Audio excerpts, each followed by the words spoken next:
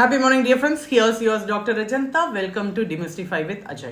What is data augmentation in computer vision and why do we need it? Okay, data augmentation. So let me explain simple. So for data augmentation, எப்போ தேவை?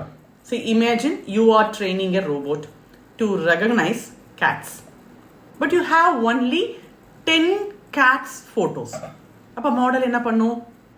அது அந்த 10 image மட்டும் memorise பண்ணும். New photos வந்தா confusion ஆகும். இது over fitting சொல்லிடும். அதே சேம் ஃபோட்டோல வேரியேஷன் கிரியேட் பண்ணி மாடலுக்கு ப்ராக்டிஸ் கொடுப்போம். ஸோ அதுதான் டேட்டா ஆகுமெண்டேஷன். சிம்பிளா சொல்லணும்னா creating more data from existing data அப்படிங்கிறது data augmentation, and AI sees the same object in multiple ways. So it learns general pattern instead of memorizing. சரி, இங்க பாத்தீங்கன்னா ஒரு dog photo or cat photo இருக்கு அப்படின்னா அதை எப்படி டேட்டா ஆகுமெண்ட் பண்றது? ஒன்னு ரொட்டேட் பண்ணுங்க, இல்லைன்னா ஃபிளிப் பண்ணுங்க, இல்ல ஒரு சில இடத்துல பிரைட்னஸ் அட்ஜஸ்ட் பண்ணுங்க, சில இடத்துல அதே same image zoom in or zoom out பண்ணுங்க. ஸோ இந்த இடத்துல இன்னொன்னு பாத்தீங்கன்னா கொஞ்சம் லிட்டில் நாய்ஸை கூட ஆட் பண்ணலாம். இப்போ மாடல்ஸ் எப்படி இருக்கும்? நம்மளுக்கு அந்த 10 இமேஜ் இப்போ 100 இமேஜஸா இருக்கும். But actually all are transformation of the same photo. இப்போ ஒரு கிரிக்கெட்டர் பிராக்டிஸ் பண்றாரு. If batsman only faces spin bowling, அப்போ பவுன்சர்ல ஸ்ட்ரகிள் பண்ணுவாங்க. ஸோ டிஃப்ரெண்ட் டெலிவரிஸ் ப்ரிப்பேர் பண்ண ஓவரால் பேட்டிங் இம்ப்ரூவ் ஆகும். ஸோ சேம் லாஜிக் இதே தான் ஏஐலையும்.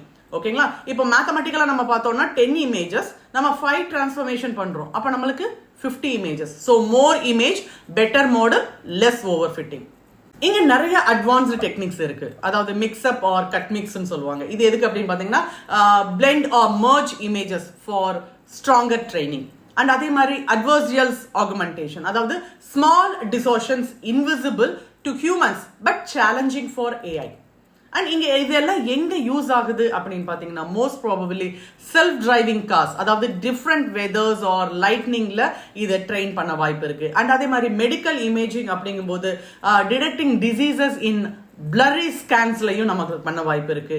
செக்யூரிட்டி அப்படின்னு பாத்தீங்கன்னா டிஃப்ரெண்ட் ஆங்கிள்ஸ்ல ஃபேஸஸ் டிடெக்ட் பண்ணவும் இருக்கு. ஸோ டேட்டா ஆகுமெண்டேஷன் அப்படிங்கிறது மோர் data without collecting new data. So it improves performance, reduces overfitting and makes AI smarter. So just like human practicing in different conditions. So இந்த explanation உங்களுக்கு பிடிச்சிருக்கு அப்படின்னா ஒரு like பண்ணுங்க, உங்க ஃப்ரெண்ட்ஸ் கூட ஷேர் பண்ணுங்க, அண்ட் மறக்காம சப்ஸ்கிரைப் பண்ணுங்க. அடுத்த வீடியோல இன்னொரு ML கான்செப்டோட உங்களை பார்க்குறேன். Happy learning dear friends.